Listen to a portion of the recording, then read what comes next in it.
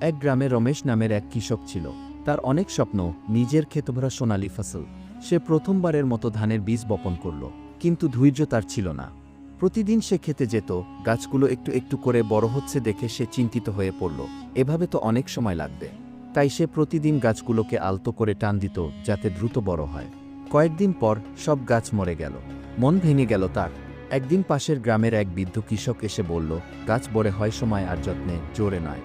প্রকৃতির নিয়ম মানতে হয় কি? রমেশের চোখ খুলে গেল। সে আবার বীজ বপন করল। এবার আর টানেনি, শুধু জল দিয়েছে, আগাছা তুলেছে আর রোদ বৃষ্টিতে চোখ রেখেছে। মাসখানেক পর তার ক্ষেতে সবুজের ঢেউ। সে হাসল, এবার বুঝেছে ধৈর্যই আসল চাবিকাঠি। এক গ্রামে রমেশ নামের এক কৃষক ছিল। তার অনেক স্বপ্ন, নিজের ক্ষেতভরা সোনালী ফসল।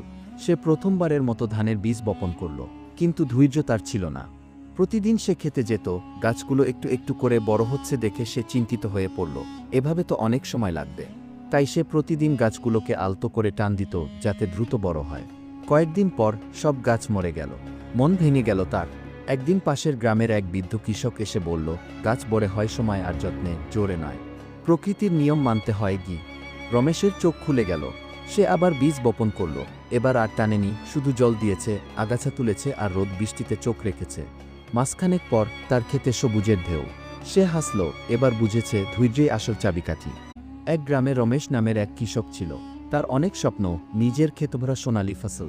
সে প্রথমবারের মতো ধানের বীজ বপন করল, কিন্তু ধৈর্য তার ছিল না। প্রতিদিন সে খেতে যেত, গাছগুলো একটু একটু করে বড় হচ্ছে দেখে সে চিন্তিত হয়ে পড়ল। এভাবে তো অনেক সময় লাগবে। তাই সে প্রতিদিন গাছগুলোকে আলতো করে টান দিত, যাতে দ্রুত বড় হয়। কয়েকদিন পর সব গাছ মরে গেল। মন ভেঙে গেল তার। একদিন পাশের গ্রামের এক বৃদ্ধ কৃষক এসে বলল, গাছ বড় হয় সময় আর যত্নে, জোরে নয়। প্রকৃতির নিয়ম মানতে হয় কি? রমেশের চোখ খুলে গেল। সে আবার বীজ বপন করল। এবার আর টানেনি, শুধু জল দিয়েছে, আগাছা তুলেছে আর রোদ বৃষ্টিতে চোখ রেখেছে। মাসখানেক পর তার ক্ষেতে সবুজের ঢেউ। সে হাসল, এবার বুঝেছে ধৈর্যই আসল চাবিকাঠি। এক গ্রামে রমেশ নামের এক কৃষক ছিল।